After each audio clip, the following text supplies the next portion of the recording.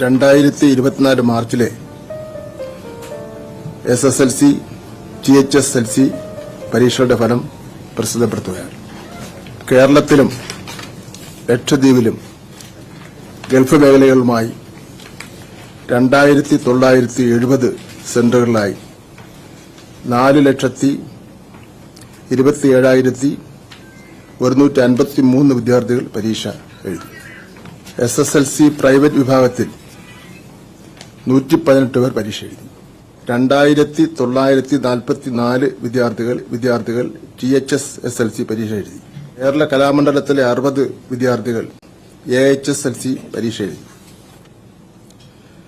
പരീക്ഷയിൽ വിജയം കൈവരിച്ച എല്ലാ വിദ്യാർത്ഥിനികൾക്കും അനുമോദനങ്ങൾ നേരുകയാണ്.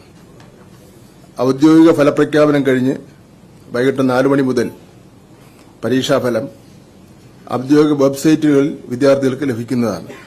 എല്ലാ വിഷയങ്ങൾക്കും A+ നേടിയ വിദ്യാർത്ഥികളുടെ എണ്ണം 21,000.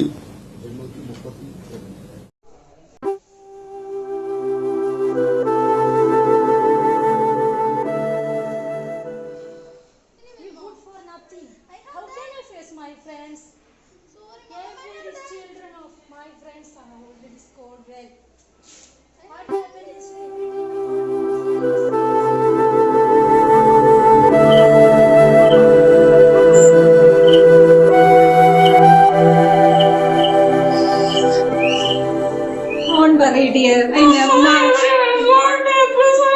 That's not a problem. I want to be able to see it. You are a good girl, I know. When my friends want to You are very see it also. So what? So what? I never mind your A+. I'm with you. Hey, rub your eyes. You are a brave girl. You are good. You are a good singer, good dancer.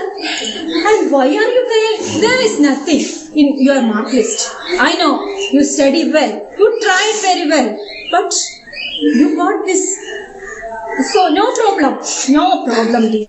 ദേശീയ ധീരതാ പുരസ്കാരങ്ങൾ ഏറ്റുവാങ്ങാനായി 11 മലയാളി വിദ്യാർത്ഥികൾ ദില്ലിയിലെത്തി. രാഷ്ട്രപതി ദ്രൗപദി മുർമുവാണ് വിവിധ സംസ്ഥാനങ്ങളിൽ നിന്ന് തെരഞ്ഞെടുത്ത 56 പേർക്ക് പുരസ്കാരങ്ങൾ വിതരണം ചെയ്യുന്നത്. ഏറ്റവും കൂടുതൽ കുട്ടികൾ പുരസ്കാരത്തിന് അർഹരായത് കേരളത്തിൽ നിന്നാണ്. കുട്ടികൾ കനാലിൻ്റെ അവിടെ വന്നിട്ട് അലർന്ന് കണ്ടപ്പോൾ ഞാൻ അവിടെ വന്നിട്ട് വെള്ളത്തിൽ ചാടിയിരിക്കും.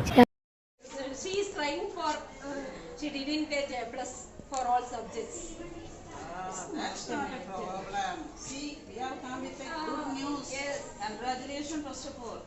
You know for what? Good news. What is that? She has got bravery award of this year. Really? Yeah. My God. She saved her friend from the pond. Do you remember that incident? In the Now pond. the state government has declared an award for you. Are you happy now? Thank you. Thank God. Award for you. Are you happy now? It's our gift, okay? You'll get a big gift from the state government, okay?